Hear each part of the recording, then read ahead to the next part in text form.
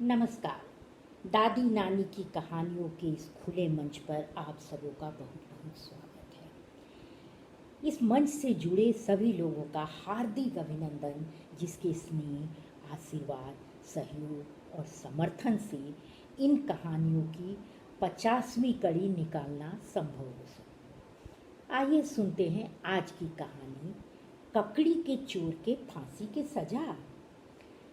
बहुत समय पहले की बात है। कन्नू अपने परिवार के साथ एक छोटे से शहर में रहती थी। कन्नू के पति सरकार में पदाधिकारी थे, इसलिए वो अमूमन बाहर बाहर ही रहते थे। सरकारी काम से उन्हें बाहर जाना पड़ता था। मसलन परिवार की पूरी जिम्मेदारी कन्नू के सर पर थी। कन्नू अपनी जिम्मेदारी बहुत ही अच्छे से निभाती थी। वह बहुत ही अनुशासन प्रिय थी और अनुशासन के लिए उसके मुंह से ज़्यादा हाथ चलते थे। तो ऐसे में बाकी सब बाल बच्चे या बेटे बेटी तो उसके साथ एडजस्ट कर गए थे, उनका सामंजस्य हो गया था। लेकिन सबसे छोटा बेटा खद्दू, वो बहुत ही तंग किया करता था। कन्नू हमेशा परेशान रहती थी कि इसको कैसे ठीक करे, लेकिन कोई उपाय काम नहीं करता था।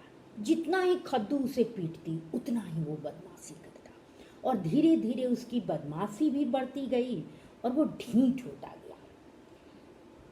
एक दिन गांव से खद्दू के काका अपनी बेटी के शादी का निमंत्रण लेकर आए। कन्नू ने मथुरा जी के दुकान से मिठाई मंगा के उन्हें दिया और कहा, ले तब तक खाई, हम खाना के इंतजाम करतनी, बिना खाना खैले ना जाए के। काका बैठ गए और दादी के साथ बात करने लगे। खद्दू इसी इंतजार में था। माँ जैसे चौके में गई, खद्दू पहुंच गया उनके पास और उनके प्लेट से झटझट रसगुल्ला खाने लगा। जब उसकी नज़र पड़ी कि माँ आ रही हैं, तो उसने अपनी गति बढ़ा दी। कन्नू ने वहीं से देखा और बहुत गुस्सा हुई, लेकिन कुछ कर नहीं सकती थी। मेहमान थे, क्या करती। उस समय तो खून का घूंट पीकर वो रह गई, नहीं कुछ कर पाई। दूसरे दिन जब काका चले गए तो कन्नू ने फिर ढेर सारी मिठाइयाँ मंगाई और रसगुल्ले की पूरी हांडी खद्दू के पास रख के कहा, एकरा के खा के दिखाओ। ढेर तोरा लालच लगेला नु, पूरा खा ना तो हम तोरा के बताओ तनी। और सगुन के तौर पे एक दो रख भी गया। कन्नू के दबाव में आकर उसने खाना तो शुरू किया, लेकिन किसी के लिए उतना खाना संभव नहीं था। तो खद्दू ने सोचा कि चलो कुछ किया जाए। वो जोर जोर से रोना शुरू कर दिया। खद्दू के रोने की आवाज़ सुन के तुरंत दादी दौड़ती हुई आई और पूछी, का भइल हो, काहे लइकवा इतना चिचियाता। कन्नू कुछ बोले उसके पहले ही खद्दू बोला, आजी हतना मिठाई दे के कहतरी कि खा लो, कैसे खाई, आ नहीं कि खा तो मारो तरी। दादी बिगड़ गई। अरे तोहनी के तो अजब हालत बा, जान लेबो का लइका की, ठीक बा गलती कैले सा, लेकिन एकरा मतलब का ककड़ी के चोर के फांसी के सजा देवल जाला, जान चल जाए लइका के, छोड़ा। और दादी खद्दू को लेकर चली गई। कन्नू और खद्दू की कहानी को बीते बरसों हो गए, 10 को बीत गए, लेकिन आज भी कन्नू का किरदार विभिन्न रूपों में जीवित है।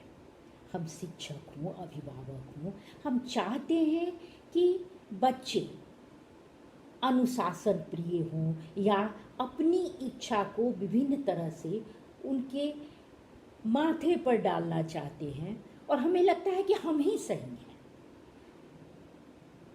ये सही है कि कोई भी अभिभावक, कोई भी शिक्षक या कोई भी व्यक्ति अपने बच्चों का बुरा नहीं चाहता, लेकिन वो बच्चों की भावनाओं को यदि बिना समझे अगर उन्हें दंडित किया जाए तो ये कोई समाधान नहीं है। दंडित करना समाधान नहीं है।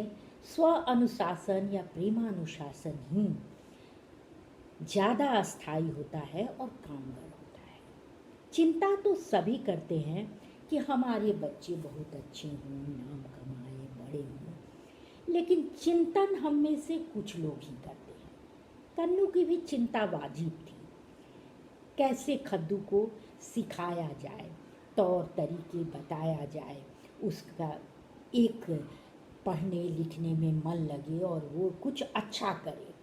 लेकिन वो कभी चिंतन नहीं करती थी कि आखिर कैसे, किसी विकल्प की तलाश नहीं करती थी और केवल पीटती थी या डांटती थी या अन्य तरीके से दंडित करती थी, और नतीजा आपके सामने है। तो ये निश्चित है कि दंड किसी भी कार्य का, दंड किसी भी काम करवाने का अंतिम स्रोत नहीं हो सकता है।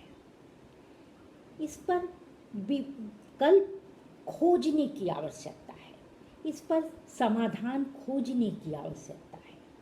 तो चलें एक बार शांत चित्त से हम सभी मिलके सोचें कि आखिर कौन सा विकल्प हो, कौन सी प्रक्रिया हो जिससे बच्चे एक सुखद माहौल में, एक स्वतंत्र माहौल में अपनी व्यक्तित्व का विकास करें। गलती करते हैं उसे सुधारना आवश्यक है, लेकिन दंड देना कहीं भी उचित नहीं लगता। ये मेरी मनसा है।